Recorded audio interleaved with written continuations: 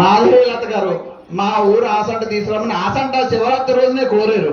అప్పటికే మేము వీరంపాలలో మాట ఇచ్చేసామమ్మా, ఏమనుకోవద్దంటే 18వ తారీఖు అవకాశం ఇచ్చాం.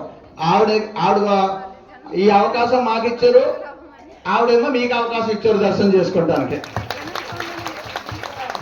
అందుకని ఈ పాదాలు ఒక్కటే తాకాలి. మీరు పాదాలు ఒక్క విశిష్టత తెలిసింది కదమ్మా, ఆ పాదాలు ఒక్కటే తాకాలి.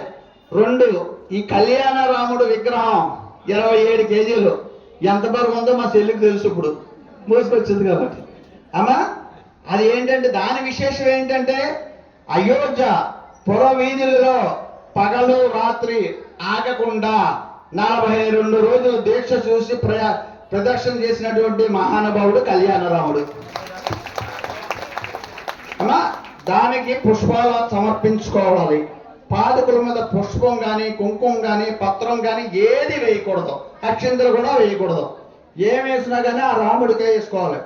భగవంత్ స్వరూపం ఆయనే కాబట్టి ఆయనకే సమర్పించుకోవాలి. ఇంకా 3వది ధనస్సు, కోదండ అంటాం. స్వర్ణ ధనస్సు 14 కేజీలు అమ్మది. అది అయోధ్యలో సర్వే నది పక్కన 5 ఎకరాల్లో